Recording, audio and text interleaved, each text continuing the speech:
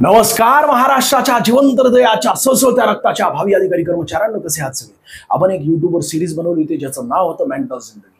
प्रश्न कशा प्रकारे भक्ताशी उडवायचा केवळ 5 सेकंदात, ती त्या सिरीज मध्ये आपण शिकत होतो। गणित व बुद्धिमत्ता तशाच प्रकारची सिरीज चालू केलेली आपण पुन्हा। यापूर्वी आपण 12 व्हिडिओ अपलोड केले होते। प्रत्येक व्हिडिओमध्ये कमीत कमी 10 जास्तीत जास्त 15 असे शॉर्ट ट्रिक तुला दिलेले आहेत। ते व्हिडिओज जर तू बघितले नसतील तर त्यासाठी आपल्या YouTube चॅनलवर याच महाराष्ट्र अकॅडमीच्या 12 व्हिडिओसाठी एक वेगळी प्लेलिस्ट मेंटल जिंदगी प्लेलिस्ट बनवलेली आहे। तशाच प्रकारची त्याच प्लेलिस्ट मध्ये हा पुढचा 13वा व्हिडिओ आहे। कंटिन्युअसली आता येणार आहे जोपर्यंत तुमच्या परीक्षा येत नाहीत तोपर्यंत, कारण त्याचं असं आहे की वेगवेगळ्या परीक्षा आता येत आहेत आणि त्यासाठी आपण ही सिरीज पुन्हा चालू केली। विद्यार्थ्यांची जबरदस्त मागणी होती, तुमचा केवळ प्रतिसादाची आवश्यकता असते आपल्याला। तुला माहिती आहे ना सोन्या, तर तशा प्रकारे तुला केवळ प्रतिसाद द्यायचा आहे आणि व्हिडिओ आवडत असेल तर तशा प्रकारे कमेंटमध्ये सुद्धा तुला सांगायचं प्रत्येक प्रश्न आपण 5 सेकंदात सोडवणार आहोत। इथं दिसते 5 सेकंद, पण बघताक्षणी काही प्रश्न तुला उडून दाखवतो आणि तू सुद्धा उडवणार आहे। ही आहे आम जिंदगी, ही आहे मेंटल जिंदगी। प्रश्न काय दिसतोय, एका रकमेवर पहिल्या 3 वर्षात अनुक्रमे 10%, 15%, 20% व्याज जर आकारले असता एकूण किती टक्के व्याज जर आकारले गेले आहे, हा चक्रवाढ व्याज दराचा प्रश्न आहे। बरोबर आहे की नाही? पण आजपर्यंत तुम्ही तुमच्या परीक्षेमध्ये बघितलं असेल की एकच व्याज दर असतो आणि व्याजावर व्याज आकारला जात असतो, त्याला चक्रवाढ व्याज दर असं म्हटलं जात असतं। पण हा प्रश्न आपण अशा प्रकारे न सोडवता, तुम्हाला जर असाही प्रश्न आला म्हणजे हा अवघड प्रश्न आहे ऍक्च्युली, विद्यार्थ्यांनी भक्ताशनी याला सोडून दिलेलं आहे। सोडवायचं वेगळं आणि सोडून देणं वेगळं, म्हणजे स्किप मारलेला आहे हा प्रश्न अनेक विद्यार्थ्यांनी। पण तरी सुद्धा आपण भक्ताशनी उडवणार आहोत। त्यासाठी अशा प्रकारची आम जिंदगीमधील मेथड वापरायची नाहीये, याला सक्सेसिव्ह मेथड वापरायची असते। सक्सेसिव्ह मेथड नेमकी काय आहे तर इथंच मीच तुला समजून सांगू शकतो सोन्या, कारण मीच शोधून काढलेली ती सक्सेसिव्ह मेथड। सक्सेसिव्ह मेथड तुला सीपी मध्ये वापरता येईल। सीपी म्हणजेच ते कंपाऊंड इंटरेस्ट, म्हणजेच हे चक्रवाढ व्याजदरामध्ये वापरता येईल, पर्सेंटेज मध्ये वापरता येईल, रेशिओ मध्ये वापरता येईल, नफा तोटा यामध्ये वापरता येईल आणि हा प्रश्न आपण सक्सेसिव्ह मेथडनुसारच सोडवणार आहोत। बघा ना, 10%, 15% आणि 20% या तीनही व्याजदरांना एकत्रित करून, कारण 3 वर्षांचा व्याजदर आहे ना, तीनही व्याजदरांना जर आपण एकत्रित केलं तर बेरीज केली 10 अधिक 15 किती होतात 25, 25 अधिक 20 जर आपण केले तर होतात 45। 45 पॉइंट करायचे या ठिकाणी, टिंब ठेवायचा आणि आता तीनही संख्यांना एकमेकांसोबत गुणाकार करायचा। जसं की बघा ना, 10 गुणिले 15 जर मी केले तर होतात किती 150। त्यानंतर 15 गुणिले 20 जर मी केले तर एकूण होतात किती 300। त्यानंतर मग 10 गुणिले 20 करायचे, होतात किती 200। यांची बेरीज करून टाका, 0 इथे आहे 5 आणि या ठिकाणी येतं, या तिघांची बेरीज केल्यानंतर 6।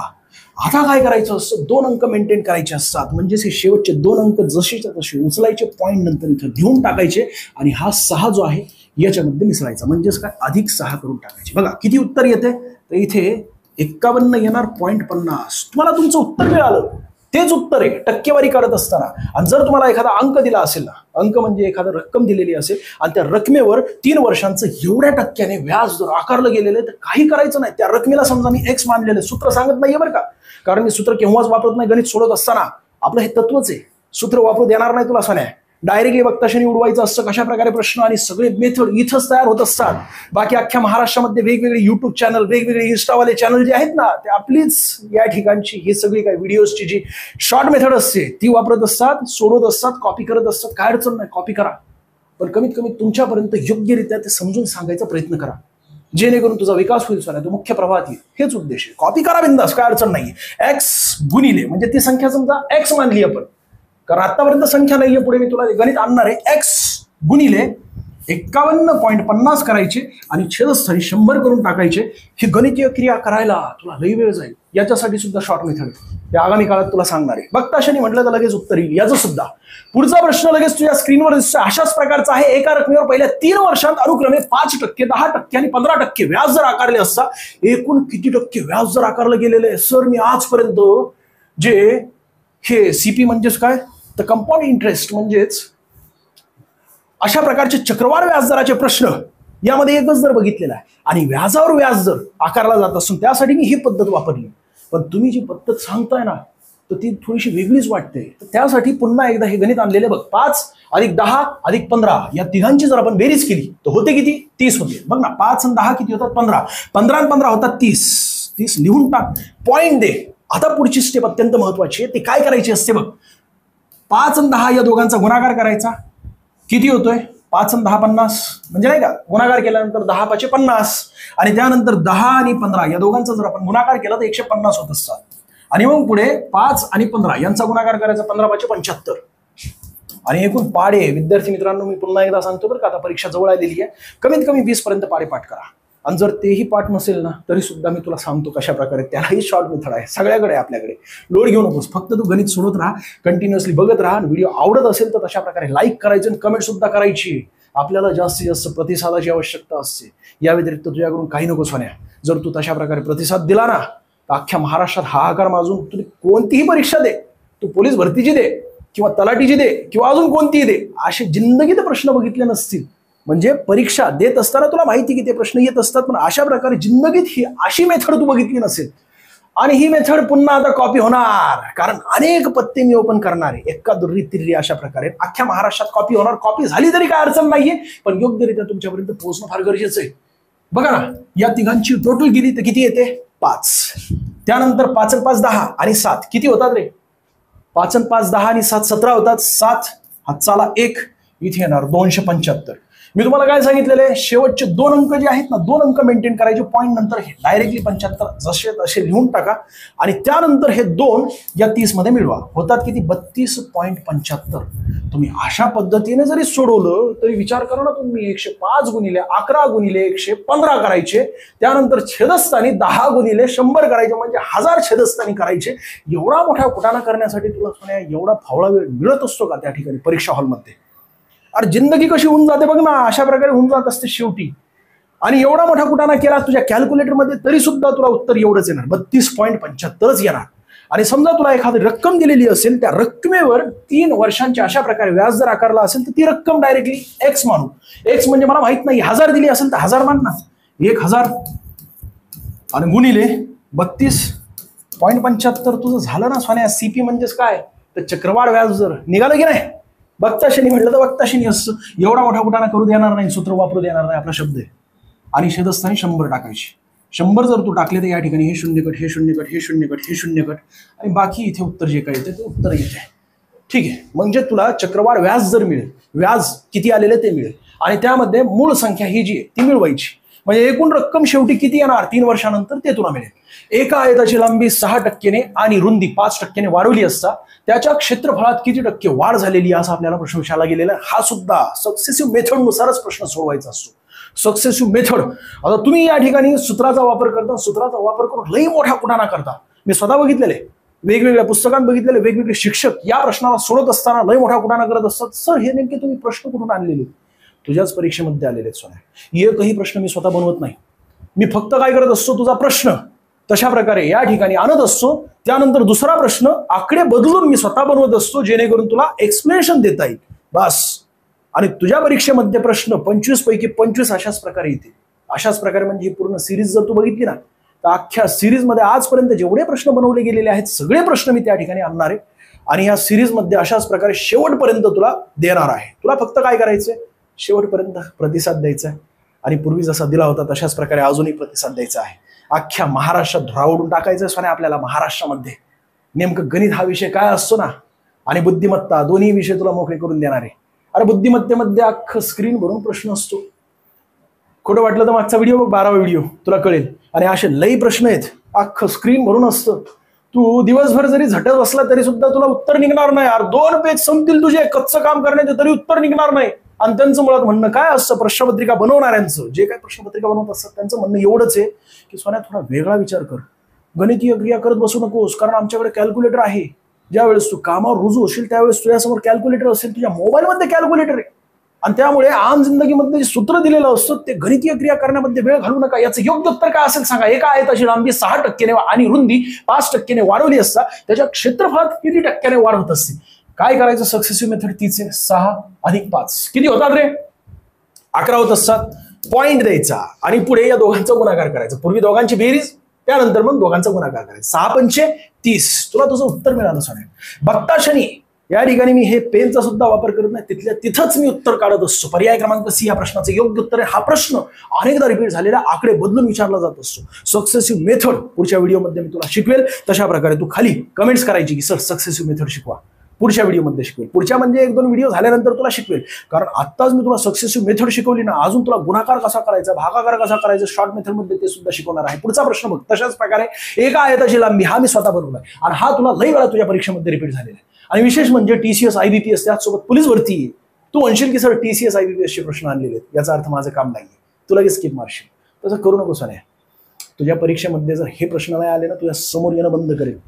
अशाच प्रकारचे सगळे प्रश्न असणार आहेत पोलीस भरतीला सुद्धा, वस्तुस्थिती सांगतोय.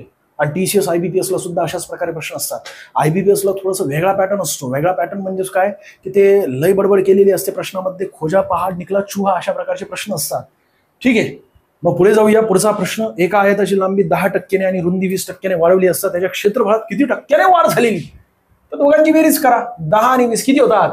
30 होत असतात. पॉईंट द्या आणि पॉईंट नंतर या दोघांचा गुणाकार करा. किती होतो? 10 गुणिले 20 जर आपण केले तर 200 होतात. 200 पैकी 2 शून्य जसे तसे या ठिकाणी पॉईंट नंतर मांडायचे, म्हणजे 2 अंक मेंटेन करायचे आणि हे 2 30 मध्ये मिळवायचे. झाले किती? 32.00 म्हणजेच 32%. पर्याय क्रमांक डी या प्रश्नाचं योग्य उत्तर तुझ्या पद्धतीने तू सोडव. विश्वास ठेवू नको माझ्यावर, तुझ्या पद्धतीने तू सोडव. तुला हेच उत्तर येणार आहे आणि दिवसभर झटल्यानंतर तुला ती पद्धत जी आहे ना तुझ्या लक्षात येईल की किती मोठा कुटाणा करायचो मी आम जिंदगीमध्ये आणि मेंटल जिंदगीमध्ये कशा प्रकारे आपण सोडत असतो. सोन्या, आपण ठुसके प्रश्न आणतच नाही, हे सिरीजचं एक तत्व आहे. कारण अनेक ठिकाणी मी बघतोय कॉप्या तर करतायत आमची, या व्यतिरिक्त अजून ठुसके प्रश्न आणतायत. अरे ठुसके प्रश्न आणून काय उपयोग आहे? बघ ना, या ठिकाणी काय दिसतंय? 3.254 गुणिले 3.254 गुणिले 3.254 हे गणित आणि हे समीकरण बघितल्याबरोबर तो स्किप मारत असतो. यापूर्वी 1 ते 12 व्हिडिओमध्ये हे समीकरण मी यापूर्वी घेतलेले, पण ते छोटं समीकरण होतं. हा प्रश्न तुम्हाला डायरेक्टली रिपीट झालेला आहे आणि या ठिकाणी आकडे बदलून अशाच प्रकारे प्रश्न विचारला जात असतो. भले ती कोणती परीक्षा असो बरं का, हा प्रश्न वारंवार रिपीट होत असतो. अशा वेळेस काय करायचं असतं? तर तुमचंच सूत्र आहे. पण सर तुम्ही तर म्हणले होते ना सूत्र वापरू देणार नाही. अरे पण हे एक्सप्लेनेशन करावं लागेल ना तुला सोन्या, किंवा मी स्वतः सोडून दाखवतो. बघ, याला समजा आपण ए मानलं, याला समजा आपण बी मानलं. ही पहिली संख्या आहे, ही दुसरी संख्या आहे, बरोबर आहे ना? याला आपण ए मानलं, याला आपण बी मानलं. तर पहिल्या या ठिकाणी काय केलेलं आहे बघ नेमकं? तर ए चा घन आहे, बरोबर आहे ना? म्हणजे ही संख्या हिच्यात हीच संख्या गुणली आणि ह्याच्यात हीच संख्या गुणलेली, याचा ए चा घन आणि वजा इथे बी चा घन दिसतोय, कारण 0.746 गुणिले तीच संख्या गुणिले तीच संख्या, याचा अर्थ काय? तर बी चा घन असतो. बस बी चा घन केलेला आणि छेदस्थानी काय दिलेले? या दोघांचा गुणाकार आहे. याचा अर्थ एकाच संख्येचा गुणाकार असला तर वर्ग असतो की नाही त्याच संख्येसोबत. याचा अर्थ काय? तर ए चा वर्ग, त्यानंतर अधिक इथे आहे बी चा वर्ग.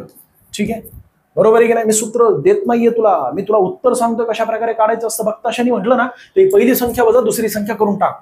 पण कशामुळे करायची त्याचं कारण तुला समजून सांगतोय, तुझ्याच सूत्रामध्ये दडलेलं आहे. ठीक आहे, मग बी चा वर्ग आहे, त्यानंतर पुढची स्टेप अधिक करायचं आणि या ठिकाणी ए गुणिले बी दिसते, म्हणजेच काय? तर ए आणि बी अशा प्रकारे. आता या समीकरणाला तू सोडवलं ना तर तुझ्या लक्षात येईल की मी ए वजा बी का केलेलं आहे.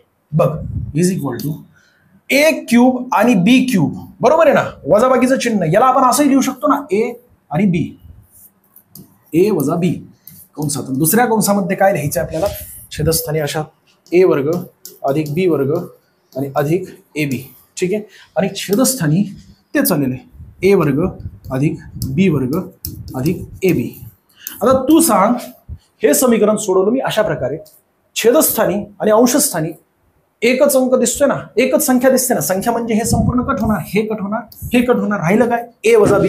आणि म्हणून सोन्या 3.254 वजा 0.746 वजा करावे लागतील आणि त्यानंतर आपल्याला उत्तर मिळेल. हे कन्सेप्च्युअल माहिती देणं गरजेचं होतं आणि म्हणून मी हा प्रश्न पुन्हा आणला होता. मागच्या वेळेस आणला होता मी प्रश्न हा, परंतु त्यावेळेस मी कन्सेप्च्युअल माहिती दिली नव्हती. डायरेक्टली मी तुम्हाला सांगितलं होतं की उत्तर कशा प्रकारे काढायचं, पण ही कन्सेप्च्युअल माहिती कळाली तुम्हाला किंवा अशा प्रकारचे मोठमोठे प्रश्न, किती मोठे प्रश्न असू द्या, बघता क्षणी तुम्ही उडू शकता.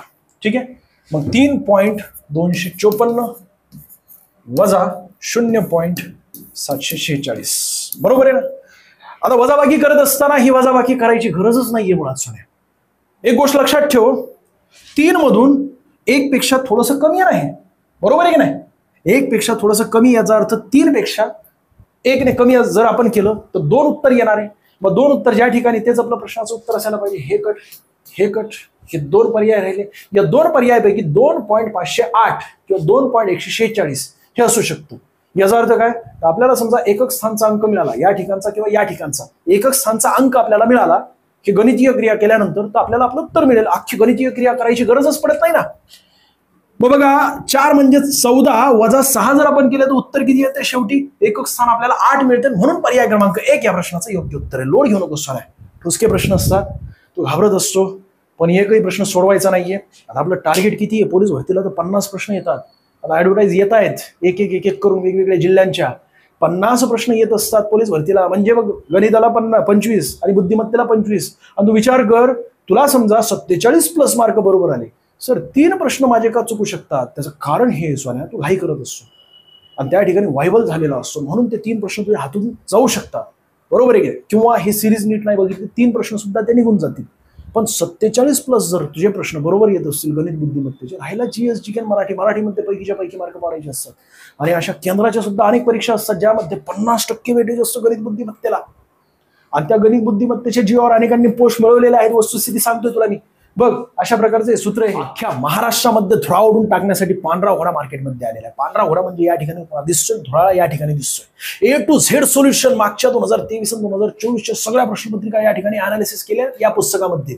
म्हणजे पोलीस भरतीशी संबंधित असलेल्या जिल्हा पोलीस, कारागृह पोलीस, त्यानंतर SRPF, बॅट्समन पोलीस, चालक पोलीस, रेल्वे पोलीस, पोलीस भरतीशी संबंधित असलेल्या 2023 आणि 2024च्या सर्व प्रश्नपत्रिका 1 ते 100 प्रश्न सगळे अनालिसिस केलेले. म्हणजे त्यामध्ये केवळ GS GK मराठी व्याकरण हे 2च विषय नाहीयेत. तर या पुस्तकामध्ये गणित बुद्धिमत्ता सुद्धा विशेष म्हणजे ज्या ठिकाणी तुला शॉर्ट ट्रिकची आवश्यकता त्या ठिकाणी हा प्रश्न, एक प्रश्न त्याचा लगेच शॉर्ट ट्रिक सुद्धा त्या ठिकाणी खाली दिलेलं आहे या पुस्तकामध्ये. पुस्तक घ्यायचं असेल तर घेऊन टाका. 200 प्रश्नपत्रिका यामध्ये रोज एक प्रश्नपत्रिका सोडून हे अपेक्षित असतं. जोपर्यंत तुमची परीक्षा होत नाही तोपर्यंत 1 तास वेळ लावून 1 ते 100 प्रश्न स्वतः OMR शीटमध्ये सोडवायचे असतात.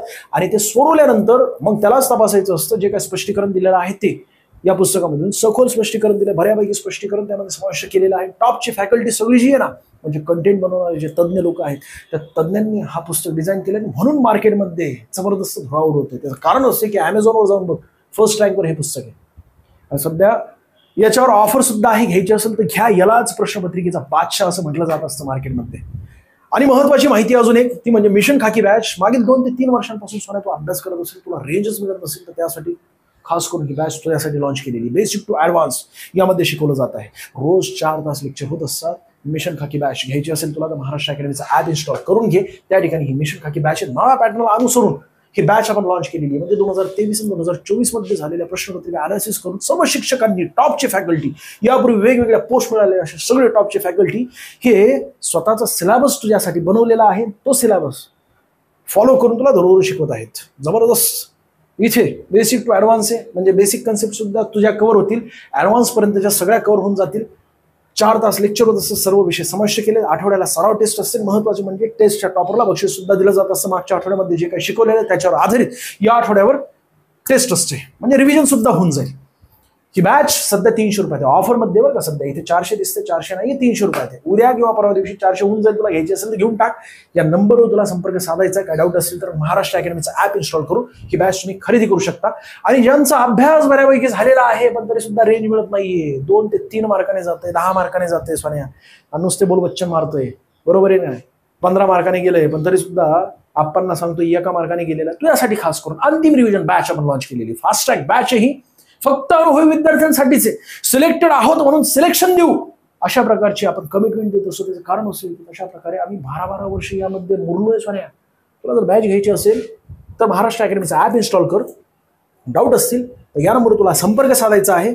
आणि कमीत कमी वेळेमध्ये जास्तीत जास्त तुझ्यापर्यंत पोहोचवायचं काम या बॅचमध्ये केलेलं आहे. ठीक आहे. PSI मार्गदर्शक असणारी एकमेव बॅच अख्ख्या महाराष्ट्राची ती म्हणजे आपल्या महाराष्ट्र अकॅडमीची बॅच आहे. सिलेक्टेड आहोत म्हणून सिलेक्शन देऊ. काय डाऊट असतील या नंबरवर संपर्क साधा. ठीक आहे. पुढचा प्रश्न तुमच्या 277 आणि 323 यांचे गुणाकार किती असते. एकदा मी बघतो, व्हिडिओ रेकॉर्ड होतोय का नाही. तुम्ही नुसता उड्या मारतोय आणि सोन्या तुझ्यापर्यंत पोहोचणार नाही काय, ते उपयोग नाहीये काय. आणि मी थोडंसं स्पीडमध्ये घेत असेल तर अशा प्रकारे कमेंट्स करा. 277 आणि 323 यांचे गुणाकार किती असते. पोलीस भरती, सरळ सेवा भरती, टुसके प्रश्न आहे असं तुला वाटत असेल पण त्या ठिकाणी तुझा वेळ घेणारा प्रश्न आहे हा. म्हणजे विचार कर ना, तू 243, 277 आणि 223 या दोघांचा गुणाकार करत बसशील. तुला असं वाटेल की एकक स्थान मी काढलं की मला माझं उत्तर मिळेल, तसलं नाही येते सोन्या. तू बघ ना, 7 दूने 14, 7 त्रिक 21, म्हणजे एकक स्थान तुला 1 मिळाला. सगळ्याच पर्यायामध्ये एकक स्थान एकच आहे. मग किती वेळ झटत बसणार आहे, किती वेळ खेळत बसणार आहे या प्रश्नाला. तर त्यासाठी डिजिटल सम ही एक मेथड असते. त्यामध्ये आपल्याला गुणाकार, भागाकार, बरोबर आहे की नाही, या दोन्ही गोष्टी बघताक्षणी उडवता येतात. पण ते कशा प्रकारे ते लक्ष देऊन बघ. डिजिटल सम संपूर्ण मला तुला शिकवायचं सोन्या आहे. म्हणजे तुला सक्सेसिव्ह मेथड एक शिकवायची आहे मला, आणि डिजिटल सम शिकवायचे. सक्सेसिव्ह मेथडसाठी कमीत कमी 10 ते 15 प्रश्न मी घेऊन येणार आहे अख्ख्या एका व्हिडिओमध्ये. आणि त्या 15 प्रश्नांमध्ये वेगवेगळे प्रश्न असतील, वेगवेगळ्या टाईपचे प्रश्न असतील. तुला स्वतः नंतर घरी बसल्या बसल्या आकडे बदलून टाईप बदलायची. जसं की हे प्रश्न आहे ना, याच्यामध्ये तुला स्वतः 3 अंकी कोणतंही, 4 अंकी कोणतंही आकडे बदलून त्या ठिकाणी गुणाकार करायचा आहे. कॅल्क्युलेटर समोर ठेवून अगोदर तू माझ्या पद्धतीने सोडवायचं, कॅल्क्युलेटर लगेच टाईप करून बघायचं की सरांनी सांगितलेल्या पद्धतीनुसार योग्य उत्तर निघतंय का. तुला लगेच निघेल. बघ, डिजिटल सम म्हणजे काय असतं, अंकांची बेरीज करायची असते. इथे 2 दिसते, इथे 7 दिसते, इथे 7 दिसते. या 3ही अंकांची आपण जर बेरीज केली तर 2 अधिक 7 बरोबर किती होतात, 9. आणि त्यामध्ये जर आपण 7 मिळवले तर तेवढेच येणार टोटल. म्हणजे 9 अधिक 7 जर आपण केले तर होतात किती, 16. आणि 16 बरोबर 1 अधिक 6 म्हणजे या अंकांची सुद्धा बेरीज करायची, होतात किती, 7 होत असतात. म्हणजे या 3ही अंकांची बेरीज किती आली, 7 आली. तशाच प्रकारे तुला या 3ही अंकांची बेरीज करायची. आणि एक गोष्ट लक्षात ठेव, 9 मध्ये कोणताही अंक मिसळला ना, उदाहरणासाठी सांगतो, 9 मध्ये समजा मी 5 मिसळलं तर 14 येत असतं. आणि 4 आणि 1 5, म्हणजे 9 मध्ये कोणताही अंक मिसळा, 9 मध्ये समजा मी 2 अंक हा मिसळला म्हणजे किती होणार, 11. 1 आणि 1 2. 2 अंक मिसळल्यानंतर पुन्हा 2च उत्तर येत असतं. 9 मध्ये कोणतीही संख्या मिसळा तुम्ही, शेवटी तुम्हाला 1 अंक जो येणार आहे ना शेवटचा, तो तोच अंक येणार आहे जो सुरुवातीला तुम्ही त्यामध्ये मिसळला होता. आणि म्हणून मी तुला सांगतोय सोन्या, डिजिटल सम मध्ये 9-9चा गट करायचा आणि तो कट करायचा असतो. म्हणजे या ठिकाणी मला शॉर्ट मेथड मध्ये समजा डिजिटल सम सोडवायचं असेल या अंका संबंधित, तर 2 आणि 7 9 होतात. हे दोन्ही कट केले, राहिला किती, 7 हे डिजिटल सम आहे या अंकाचं. या व्यतिरिक्त अजून 3, 2 आणि 3 या 3ही अंकांची जर मी बेरीज केली तर येते किती, 8. बरोबर आहे की नाही. तर गुणिले 8 करायची. गुणिले 8 केल्यानंतर 8 7 56 होतात. 56 आणि 6 आणि 5 याही संख्यांची बेरीज करायची. म्हणजे शेवटी 1 अंक यायला पाहिजे. याला डिजिटल सम असं म्हटलं जात असतं. सगळ्या अंकांची बेरीज करून शेवटी 1 अंकापर्यंत आणायचंय, त्याला डिजिटल सम असं म्हटलं जात असतं. 6 आणि 5 या दोघांची जर आपण बेरीज केली तर किती येते, अरे 11 येते सोन्या. आणि 11 मध्ये 1 अधिक 1 जर आपण केला, कारण 11 मध्ये 2 1 असतात ना, दोन्ही 1 बेरीज जर आपण केली तर येते किती उत्तर, 2. या दोघांची बेरीज केल्यानंतर 11 येते. आणि 1 अधिक 1 हे सगळं का समजून सांगतोय मी तुला, कारण तुला शॉर्ट मेथड मधून बघता क्षणी हा प्रश्न उडवायचा आहे. त्यासाठी कन्सेप्ट समजणं फार गरजेचं आहे. इज इक्वल टू 2 म्हणजेच काय झालं सोन्या, की या दोनही संख्या ज्या आहेत ना, कोणत्या, तर पहिली संख्या 277 आणि दुसरी संख्या 323, या दोघांचा गुणाकार केल्यानंतर जी संख्या येईल त्या संख्येच्या डिजिटल सम पर्यंत आपण पोहोचलो तर 2 हे उत्तर यायला पाहिजे. म्हणजे त्या ज्या संख्या आली, पुन्हा एकदा समजून सांगतो, 277 अधिक 323 अधिक नाही गुणाकार, या दोघांचा जर आपण गुणाकार केला तर गुणाकार केल्यानंतर जी काय संख्या येणार आहे पर्यायापैकी, या पर्यायातील त्या संख्यांच्या अंकांची बेरीज ही 2 येईल. कारण या दोघांच्या डिजिटल सम सुद्धा 2च आहे. याचं किती आहे, 7 आणि याचं आहे 8. 7 8 56, 5 अधिक 6 होतात किती, 11. 1 अधिक 1 2 होत असतात. म्हणजेच या दोघांच्या गुणाकाराचा डिजिटल सम किती येणार आहे, 2. तशाच प्रकारे आपल्याला डिजिटल सम शोधायचा आहे. तुला तुझं उत्तर मिळेल. मी मगाशी तुला काय सांगितलं होतं, 9-9चा गट जो असतो की नाही तो कट करायचा असतो. बघ 8 दिसतोय, 8 अधिक 1 केलं तर 9 होतं, कट करून टाक. त्यानंतर 9 दिसतंय, हे कट करून टाक. त्यानंतर बघ 47 दिसतंय, म्हणजे 4 अधिक 7 जर आपण केले तर होतात किती, 11 होतात. 1 अधिक 1 2 होतात. हे उत्तर असू शकतं. बरोबर आहे की नाही. कारण या ठिकाणी या दोघांचा गुणाकार केल्यानंतर डिजिटल सम 2 येते. या व्यतिरिक्त अजून बघ 8 8 4 7 1 यामध्ये सुद्धा जेवढे कट होतात ते कट करून टाक. 8 आणि 1 कट केला म्हणजे दोघांची टोटल येते 9. त्यानंतर 4 आणि 7 या दोघांची जर आपण बेरीज केली तर 11 येते. 11 मधील 1 आणि 1 2 होतात. बरोबर आहे की नाही. तर 2 मधून 8 जर आपण त्यामध्ये मिळवले तर 8 अधिक 2 केले तर किती होतात, 10. 10 म्हणजेच किती, 1. याचा डिजिटल सम येणार, टोटल येणार टोटल. त्यानंतर 9 कट करून टाक. इथे 7 1 आणि 1 कट कर. त्याचं कारण असं की 7 अधिक 1 8, 8 अधिक 1 9. 9 चे गट किंवा 9 9 असे अंक कट करून टाकायचे, राहिले किती, 3. याचं डिजिटल सम 3 येणार आहे. आणि इथे 8 आणि 1 कट करा. त्याचं कारण असे की 8 अधिक 1 9 होत असतात. हे 9 कट केले, हे 9 कट केले, राहिले किती 3. अरे किती मोठी संख्या असू तसं नाही. डिजिटल सम अशाच प्रकारे काढायचं असतं. डिजिटल सम एकदा तुम्ही काढायचं शिकलात बऱ्यापैकी. आता हा प्रश्न तुम्हाला कळायला की नाही मला माहित नाहीये, पण एक वेगळं लेक्चर घेणार आहे मी. गुणाकार आणि भागाकार कशा प्रकारे सोडवायचा असतो. भले तो पॉईंट मध्ये जरी असला तरी सुद्धा मोठमोठी गणितीय आकडेवारी त्या ठिकाणी बघताक्षणी आपण उडू शकतो. पण त्यासाठी अशा प्रकारचं बेसिक मेथड गुणाकार अशा प्रकारे शिकवला, याचा अर्थ संपला असा विषय नाहीये. याला सुद्धा अजून 2 पद्धती सोडवण्याची. 2 पद्धती या कुठंच मिळणार नाहीत. या स्वतः मी काढलेल्या आहेत. मागील 10 वर्षापासून अभ्यास चालू आहे आपला. जोक नाहीये सोन्या. त्यानंतर तुझ्या समोर उभा आहे. तर पर्याय क्रमांक 1 या प्रश्नाचं योग्य उत्तर आहे, कारण त्याचं डिजिटल सम 2 आणि हा 2 तुझ्या परीक्षेमध्ये आलेला, तुला वेळ घेण्यासाठी आलेला हा प्रश्न. पुढचा प्रश्न, एका दुकानदाराने 3 वस्तूंवर 2 वस्तू मोफत दिल्या असता किती टक्के सूट दिली आहे. म्हणजेच काय झालं, एकूण वस्तू किती घेतलेल्या आहेत त्यांनी. म्हणजे समजा आता तुम्ही दिवाळीमध्ये कपडे घेण्यासाठी गेलात कपड्याच्या दुकानामध्ये, तर त्यावर दिलेलं असतं, त्या ठिकाणी बाहेरच दिलेलं असतं बाय 2 गेट 1 फ्री, किंवा 3 जीन्स घेतल्या की 2 जीन्स तुला फुकट मिळणार. तशाच प्रकारे हा प्रश्न आहे. म्हणजे 3 जीन्स तू जर घेतलेल्या असतील त्यावर तुला 2 जीन्स मिळणार आहेत. म्हणजेच एकूण किती जीन्स तुला मिळालेले आहेत. तू या ठिकाणी कशा प्रकारे सोडवतो खरं आपल्याला घेणं नाहीये सोन्या, आणि तेवढा वेळ सुद्धा नाहीये.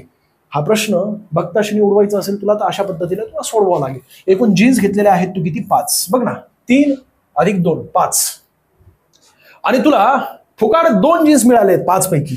अंशस्थानी 2 लिहून टाक, आणि याला तुला गुणिले 100 करायचे. त्याचं कारण असं आहे की तुला जो डिस्काउंट दिलेला ना तो हाच आहे, तो डिस्काउंट 2चा.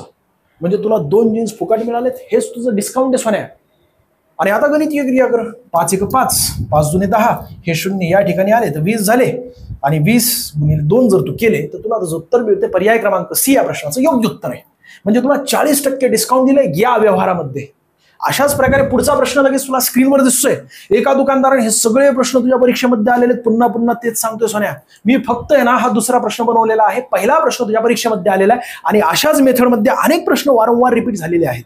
जे वारंवार रिपीट झालेले आहेत तशा प्रकारे अनेक दिवसापासून अभ्यास करून तसे प्रश्न बनवलेले. आणि सध्या मी जो मध्यंतरी गॅप घेतला होता ना, 12 व्हिडिओ नंतर एवढा मोठा गॅप घेतला होता, हा सगळा जो सारे तुझ्या समोर ठेवण्यासाठी. म्हणजे भरपूर ट्रिक आणलेले आहेत आणि एकही प्रश्न सोडलेला नाही. म्हणजे तू नंतर ज्यावेळेस परीक्षा हॉलमध्ये बसशील ना, त्या ठिकाणी आपलं नावच घ्यायला पाहिजे, आणि परीक्षेच्या बाहेर आला ना, ज्यावेळेस सिलेक्शन झालं ना तुझं, तो भेटायला यायला पाहिजे. अशा प्रकारचं पद्धत तुला सगळी तुझ्यापर्यंत पोहोचवायची. गणित आणि बुद्धिमत्ता अजिबात घाबरू नको. पुन्हा पुन्हा तेच सांगतोय, जबाबदारीने सांगतोय. एका दुकानदाराने 3 वस्तूंवर 1 वस्तू मोफत दिल्या असता किती टक्के सूट दिली असे म्हणता येईल.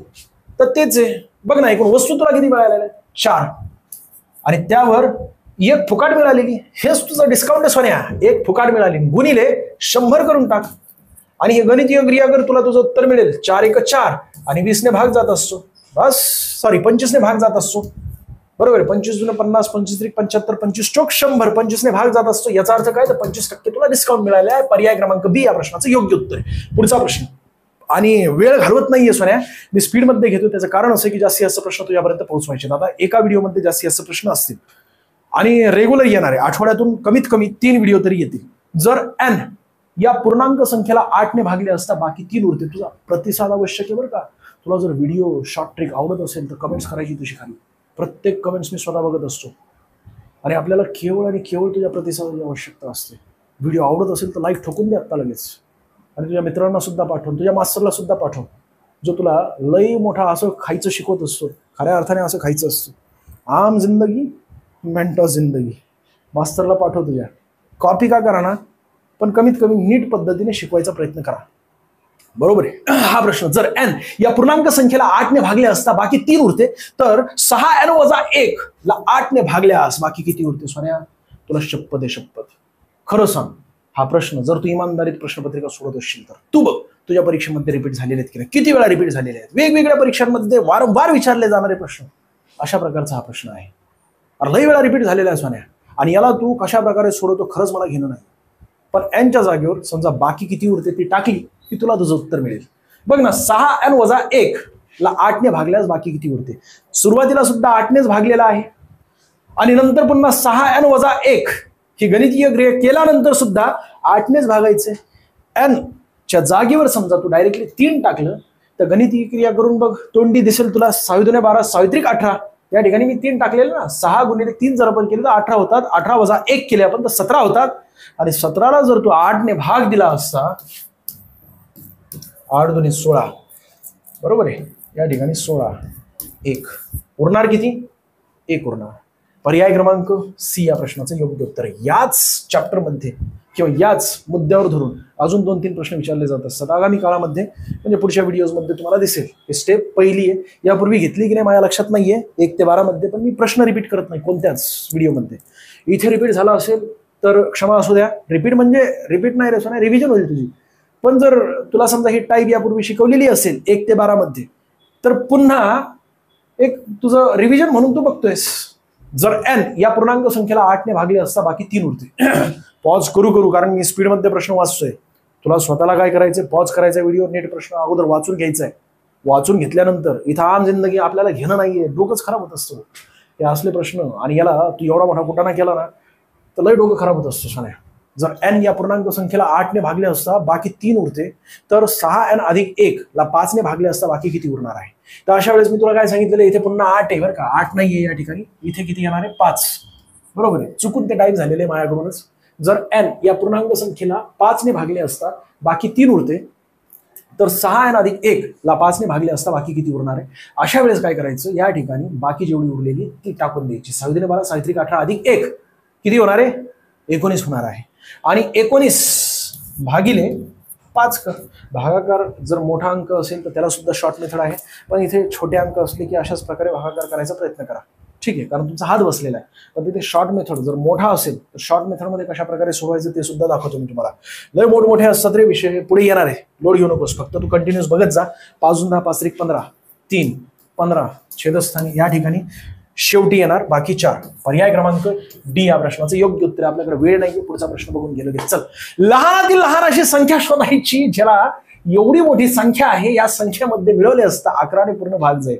कॅल्क्युलेटर घेऊन बसतो ना तरी सुद्धा सुटणार नाही तुला.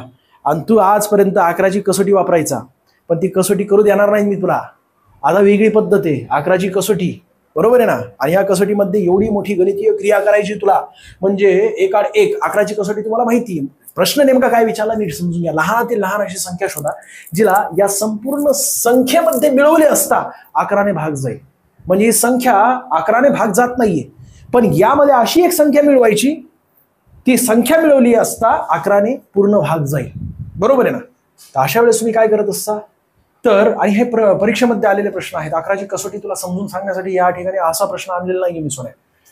तुम्ही काय करता, 1 आड 1 संख्या घेता, बरोबर आहे. जसं की बघा 9 घेतली अगोदर, त्यानंतर मग या ठिकाणी 7 घेतली, 1 आड 1 संख्या, मग 2 घेतली, मग 4 घेतली, मग 5 घेतली, मग 4 घेतली, या सगळ्यांची बेरीज केली, बेरीज झाली 31.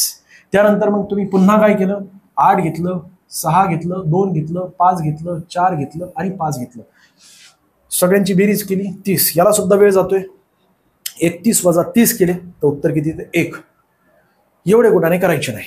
यासाठी फक्त ही संपूर्ण संख्या जी दिसते ना, याचे 2-2चे गट करायचे. सुरुवातीला या ठिकाणी 98चा हा एक गट, त्यानंतर 76चा हा एक गट, 22चा गट, 45चा गट, 54चा गट आणि 45चा गट. ठीक आहे. आता 98चा हा जो गट केलेला आहे, तुम्हाला माहिती आहे 11चा पाडा लई सोपा असतो. 11 1 11, 11 2 22, 11 3 33, 11 4 44, 11 5 55, 55, 66, 77, 88, 99 अशा प्रकारे 11चा पाडा असतो. आता तू मला सांग, 98 11च्या पाड्यातील कोणत्या संख्येच्या जवळ आहे? 99च्या जवळ आहे की नाही? 99 होण्यासाठी 1 ने कमी आहे 98, बरोबर आहे. याचा अर्थ काय, तर अधिक 1 करावं लागेल या ठिकाणी. 76 77च्या जवळ आहे ना सोन्या, 77ला 11ने पूर्ण भाग जातोय, पण 1 ने कमी आहे 76. 77 होण्यासाठी अधिक 1 करून टाक या ठिकाणी. 22 11च्या पाड्यामध्ये येतंय सोन्या, गरजेचं नाहीये त्या ठिकाणी काहीच करू नकोस, 0. 45 44च्या जवळ आहे सोन्या, आणि 44 होण्यासाठी 1 कमी करावं लागेल 45 मधून, याचा अर्थ -1 करून टाक. 54 55च्या जवळची संख्या आहे, 55 भाग जातोय ना सोन्या 11ने, 11 5 55, 55 होण्यासाठी 1 अंक कमी करावा लागेल, 1 अंक वाढवावा लागेल, म्हणजे अधिक 1 करावं लागेल. तुझ्याच परीक्षेत आलेले प्रश्न आहेत बरं का हे. 45 म्हणजेच 11 चोक 44, अधिक 1 जर तू केले तर होतात किती? 45. याचा अर्थ 1 ने जास्त असल्यामुळे -1 करावं लागेल. आता गणितीय क्रिया करायची, तुला फक्त कट करायचं. हे अधिक आहे ना, हे अधिक कट कर, वजा कट कर, झाला विषय संपला. हे वजा आहे ना, हे अधिक आहे ना, दोन्ही कट करून टाक, राहिला किती? +1. तुला तुझं उत्तर मिळालं बघ ना, 1 मिळवावं लागेल या संख्येमध्ये, त्यावेळेस त्याने 11ने पूर्ण भाग जाईल या संख्येला, असा विषय असतो. पुढचा प्रश्न, लहानातील लहान अशी संख्या शोधायची जिला, हे प्रश्न सुद्धा तुमच्या पोलीस भरतीमध्ये आलेले प्रश्न आहेत बरं का. पोलीस भरतीमध्ये 2-3 प्रश्न घेतलेले आहेत मी, पण पॅटर्न तोच आहे, वस्तुस्थिती सांगतोय, हाच पॅटर्न आहे. 1 ते 12 व्हिडिओ बघ आणि त्याच्या पुढचे हे व्हिडिओ आता कंटिन्युअसली लगातार बघ. मी रोज पोलीस भरतीचे सुद्धा प्रश्न यामध्ये समाविष्ट करणार आहे. फुसके प्रश्न असतात म्हणून मी जास्त लोड घेत नाही, पण तरी सुद्धा तुला अवघड प्रश्न जर चुटकीमध्ये सोडवायचं शिकवलं तर फुसके प्रश्न कसे दे दनादन छक्के चौके मार्शल बघ ना. तर लहानातील लहान अशी संख्या शोधायची जिला या संख्येमध्ये मिळवले असता 11ने पूर्ण भाग जाईल. म्हणजे ही संपूर्ण संख्या दिलेली आहे, या संख्येमध्ये अशी एक संख्या मिळवायची ज्यानंतर तिला 11ने पूर्ण भाग जाईल. तर त्यावेळेस तुम्ही अशा प्रकारे सोडत असता, तेच तुम्हाला करायचं आहे, स्वतः तुम्हाला सोडवायचं. 2-2चा गट करा, ठीक आहे. 2-2चा गट केल्यानंतर या ठिकाणी 23 दिसते, 22च्या जवळ, याचा अर्थ काय? 1 ने जास्त +1, हे 22 आहे 0, काय गरज नाहीये. त्यानंतर 33च्या जवळ पोहोचण्यासाठी, 33 पर्यंत पोहोचण्यासाठी 32ला +1 मिळवावं लागेल, +1 करा, ठीक आहे.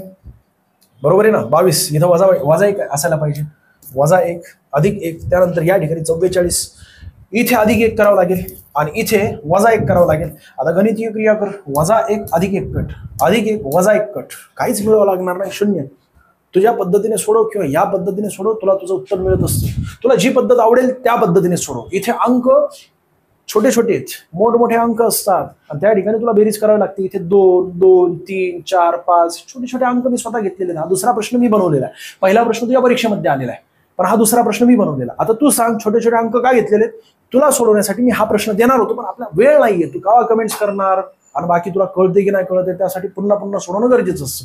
हा प्रश्न सुद्धा अशा प्रकारे विचारला जात असतो बरं का. इथे 3 आहे ना, इथे 2 असतो किंवा 4 असतो किंवा 5 असतं, 5च्या पुढे जात नाही अंक. छोटी गणितीय क्रिया आहे, बघताक्षणी उडवायचं असतं. याचं उत्तर किती आहे? तर 81चा 82वा घात, पर्याय क्रमांक 3 या प्रश्नाचं योग्य उत्तर. पण कसं सोडवायचंय हे फार महत्वाचं आहे, लय मोठे कुठाने करत असतो. तू ज्या वेळेस गणिताला निरीक्षण केलं, बारीक बघितलं ना, तर इथं 3चा वर्ग दिसतोय 9, बरोबर आहे की नाही, आणि 3चा घन दिसतोय 27. बस लोड घेऊ नकोस, तू जिंकला सोन्या. 3 81 अधिक इथे काय 9 दिसतोय ना, 3चा वर्ग आहे, याचा अर्थ 3. इथे पाया समान करून टाक ना सगळ्यांचा, 3चा वर्ग कर आणि कंस करून त्यानंतर मग 40.50 घातांक आहे आणि अधिक करायचे. इथे 3चा घन आहे ना, 3चा घन आणि पुढे किती येणार? 27 आहे ना, कंस 27. आता तू ही गणितीय क्रिया केली की तुझ्या लक्षात येईल की इथं 3चा घातांक 81 आहे, त्याचप्रमाणे 3चा घातांक हा सुद्धा 81 आहे. कारण असे की 40.5 गुणिले जर 2 तू केले कंसाच्या बाहेर, म्हणजे घातांकाचा घातांक असेल तर त्यांचा गुणाकार होत असतो. लय बेसिक आहे. दोघांचा जर तू गुणाकार केला तर 81 येतं आणि परत अजून 27 गुणिले 3 जर तू केले तर 81 येत असतं. याचा अर्थ काय झालं? 3 81 अधिक 3 81 अधिक 3चा घातांक 81 आहे. म्हणजेच तू याला असंही लिहू शकतो सोन्या, 3 81 बरोबर आहे ना, आणि गुणिले 3 बरोबर आहे. आणि ज्यावेळेस घातांक असतो त्यावेळेस 1 असतो आणि ज्यावेळेस गुणाकार असतं त्यावेळेस घातांकांची बेरीज होत असते, जर समान अंक असतील त्यावेळेस.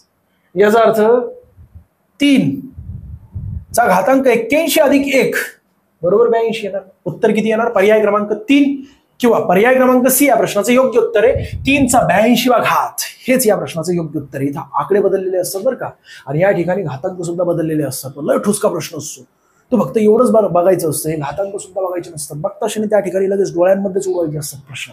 तुला जर प्रॅक्टिस झाली असेल ना बऱ्यापैकी हे प्रश्नाची, हा प्रश्न वाटलास नाही अजून 2-3 दिवसानंतर ज्यावेळेस अजून पुढचे व्हिडिओ येतील ना, म्हणजे 1-2 व्हिडिओ झाल्यानंतर पुन्हा अजून वेगळे आकडे बदलून आणणार आहे. 2-3 प्रश्न आणतो मी अशाच प्रकारचे. तुला आलेले प्रश्न शोधतो तू यासाठी सोन्या, आणि तुला आलेले प्रश्न वेगवेगळ्या परीक्षांमध्ये, तुला परीक्षेमध्ये येणार म्हणजे येणार असेच प्रश्न असतात. एका बॉक्समध्ये 2 काळे 6 हिरवे आणि 4 पिवळे चेंडू आहेत. सोन्या परीक्षा प्रश्नपत्रिका अनालिसिस करतोय ना तू, तुला माहिती असायला पाहिजे हा प्रश्न किती वेळा रिपीट झालेला आहे. हा जर प्रश्न रिपीट झाला नसेल ना, कमीत कमी 15 पेक्षा अधिक वेळा रिपीट झालेला हा प्रश्न वेगवेगळ्या परीक्षांमध्ये, तो आपल्या महाराष्ट्राच्या परीक्षांमध्ये बरं का, जर रिपीट झाला नसेल ना सोन्या, तुझ्या समोर येणं बंद करेल. कमीत कमी बोलतोय बरं का, 15 पेक्षा अधिक वेळा रिपीट झालेला हा प्रश्न. बघ 2 काळे 6 हिरवे 4 पिवळे चेंडू आहेत. जर 2 चेंडू यादृच्छिकपणे उचलले गेले तर दोन्ही हिरव्या रंगांचे असण्याची शक्यता काय आहे? लय ढुसका प्रश्न आहे, पण तू प्रोबॅबिलिटी सोडत असताना कशा प्रकारे सोडवतो खरंच मला माहित नाही. एकदा मला फक्त बघू द्या किती वेळ झालेला आहे, त्यानंतर वाटलं असतं हा प्रश्न पुढच्या व्हिडिओमध्ये आपण घेऊया. थांबायचं का? या प्रश्नाचं योग्य उत्तर तुम्हाला कमेंट्स करायचंय. हा एक प्रश्न आहे, 3 ते 4 प्रश्न अशाच प्रकारचे आणलेले आहेत. ढुसका प्रश्न आहे हा. म्हणजे काय करायचं असतं माहिती का तुला? या ठिकाणी दिसतंय ना, बघ ना काय दिसतंय. एकूण चेंडूंची संख्या किती आहे? 12 आहे. 6 अधिक 2 किती होतात? 8. 8 अधिक 4 होतात किती? 12. छेदस्थानी 12 लिहून टाक. आणि त्यानंतर तुला हिरवे चेंडू विचारले गेलेले आहेत यादृच्छिक पद्धतीने. म्हणजे तुला कन्सेप्ट समजून सांगावे लागेल. बॉक्समध्ये तू हात घातला डोळे बंद करून आणि 2 चेंडू तू उचलले, ते काढले की ते हिरवेच असायला पाहिजेत. अशा प्रकारचं यादृच्छिक पद्धतीने प्रोबॅबिलिटी किती येणार आहे, बरोबर आहे ना? हा गणित आहे, त्याला कन्सेप्ट मला नीट समजून सांगावं लागेल तुला स्टोरीच्या माध्यमातून. आणि अशाच प्रकारचं पुढचं सुद्धा आहे. याचं योग्य उत्तर तुला मी आत्ता सांगू का? तू सांगशील. हे एक प्रश्न आहे, हा एक प्रश्न आहे. या दोन्हींचं तुला योग्य उत्तर द्यायचं अनेक प्रश्न आहेत अजून. बघ, राहिलेले 4 ते 5 प्रश्न कमीत कमी राहिलेले. आतापर्यंत मी कमीत कमी 15-16 प्रश्न कंप्लीट केलेले आहेत. आणि उद्या किंवा परवा दिवशी परत अजून एक व्हिडिओ येईल. केवळ तुला प्रतिसाद द्यायचा आहे सोन्या. तुला समजा व्हिडिओ आवडत असेल तर तशा प्रकारे कमेंट्स करायची. कमेंट्स कमीत कमी 500+ जायला पाहिजेत 2 दिवसातच. आणि लाईक सुद्धा जेवढे विद्यार्थी बघतात, खरंच सांगतो, तुला जर आवडत असेल तर लाईक कर, अन्यथा इग्नोर केलं तरी चालेल. बघू नकोस, लोड घेऊ नकोस. तुला सूत्राच्या पद्धतीने सोडवायचं असेल तशा प्रकारे सोडव, काही अडचण नाही. पण आवडत असेल ना, मनातून आवाज येत असेल ना की खरंच भाऊ हे कष्टाने लय महत्वाची माहिती देतोय, तर लाईक ठोक. ठीक आहे? काय चुकलं असेल तर क्षमा असू दे. आपला व्हिडिओ जास्तीत जास्त विद्यार्थ्यांना शेअर करायचा आहे. आणि विशेष म्हणजे त्या विद्यार्थ्यांना शेअर करा ज्यांना गणित आणि बुद्धिमत्ता खरंच अवघड जाते. आपल्याला तुझ्याकडून काहीच नको सोन्या, फक्त तू पास हो. गणित आणि बुद्धिमत्ता हे 2 विषय अत्यंत महत्वाचे आहेत. आणि अत्यंत महत्वाचा एक भाग मी तुम्हाला समजून सांगू इच्छितो. ठीक आहे, आपण थांबूया. धन्यवाद.